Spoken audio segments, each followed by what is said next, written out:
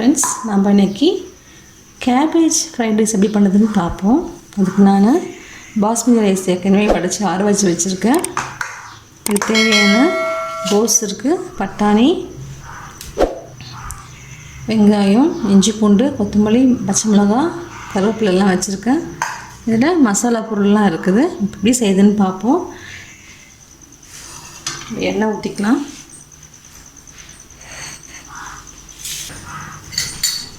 எண்ணெய் காஞ்சிருச்சு. ஃபஸ்ட்டு நம்ம பொடியாக அரைக்கி வச்சுருக்கேன் இஞ்சி போட்டுக்கலாம். அதில் பொடியாக அரைக்கி வச்சுருக்கேன் பூண்டையும் போட்டுக்கலாம். கருவேப்பிலையும் போட்டுக்கலாம்.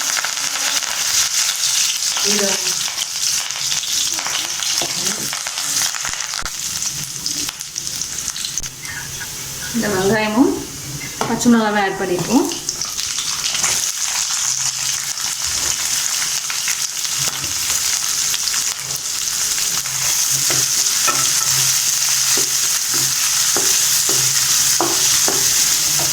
உப்பு தேவையான போட்டுக்கலாம்.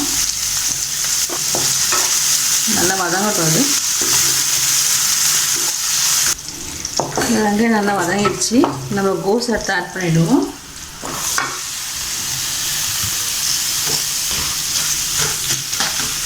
பட்டாணி கொஞ்சம் வச்சுருக்கேன், இதையும் போட்டுக்கலாம். பச்சை பட்டாணி நீங்கள் காஞ்ச பட்டாணி நைட்டே ஊற வச்சிடணும்.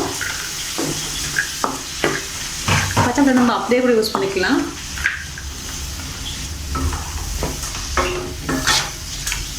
இதில் மஞ்சள் கொஞ்சமாக ஆட் பண்ணிப்போம்.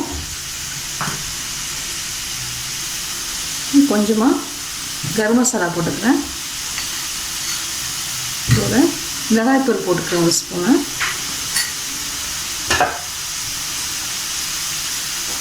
நல்லா கலரி விட்டுக்கலாம்.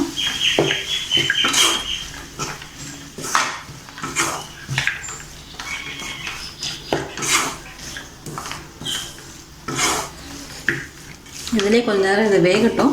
இந்த பச்சை வாசனைலாம் நம்ம போட்ட கோஸோட வாசனை, மிளகாத்தூள் வாசனைலாம் போட்டதுக்கப்புறம் நம்ம ஆட் பண்ணிக்கலாம் அரிசியை.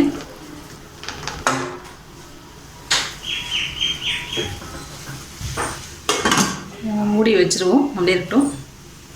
காய் வெந்துச்சுன்னு பார்க்கலாம். காய் நல்லா வெந்துடுச்சு.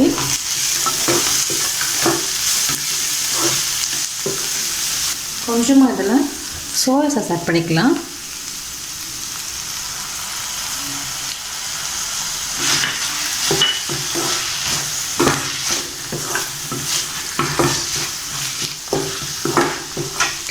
நம்ம இதில் ஆற வச்சு சாப்பாடு ஆட் பண்ணிப்போம்.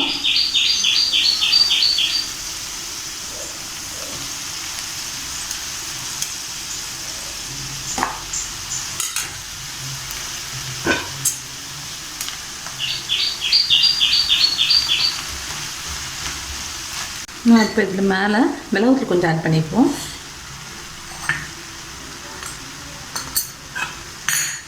பரட்டி விடலாம்.